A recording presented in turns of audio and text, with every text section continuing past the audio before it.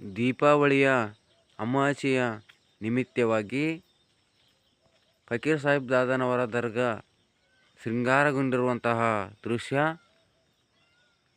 ನಾಳೆ ಅಮಾವಾಸ್ಯೆಯ ದಿನ ಸಂಜೆ 6 ಗಂಟೆಯಿಂದ 7:30-8 ಗಂಟೆಯವರೆಗೆ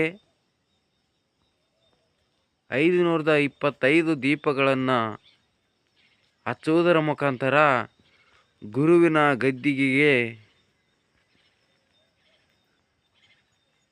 525 ದೀಪಗಳನ್ನು ಹಚ್ಚಿ ಸಂಭ್ರಮಿಸುವಂತಹ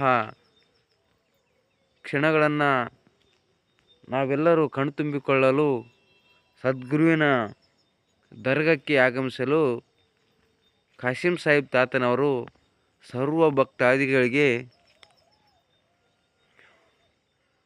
ತಿಳಿಸಿದ್ದಾರೆ.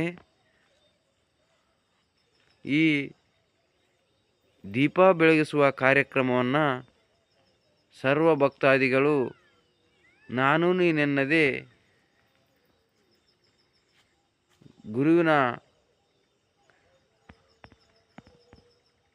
ಗುರುವಿನ ಒಂದು ಆಜ್ಞೆಯ ಪ್ರಕಾರವಾಗಿ ಈ ಒಂದು ಕಾರ್ಯಕ್ರಮಕ್ಕೆ ಆಗಮಿಸಿ ಗುರುವಿನ ಕಾರ್ಯಕ್ರಮವನ್ನು ಯಶಸ್ವಿಗೊಳಿಸಬೇಕೆಂದು ತಮ್ಮಲ್ಲಿ ಕಳಕಳಿಯ ಪ್ರಾರ್ಥನೆ.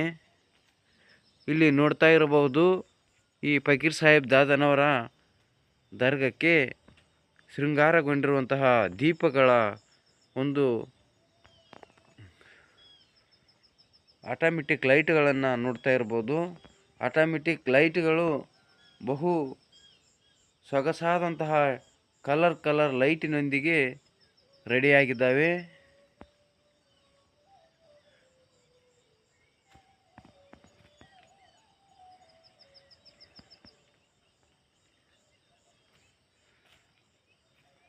ದೀಪಾವಳಿಯ ಅಮಾವಾಸ್ಯೆ ನಿಮಿತ್ತವಾಗಿ ಗುರುವಿನ ಸನ್ನಿಧಿಗೆ ಸರ್ವ ಭಕ್ತಾದಿಗಳು ಆಗಮಿಸಿ ಸದ್ಗುರುವಿನ ಕೃಪೆಗೆ ಪಾತ್ರರಾಗಿರಿ.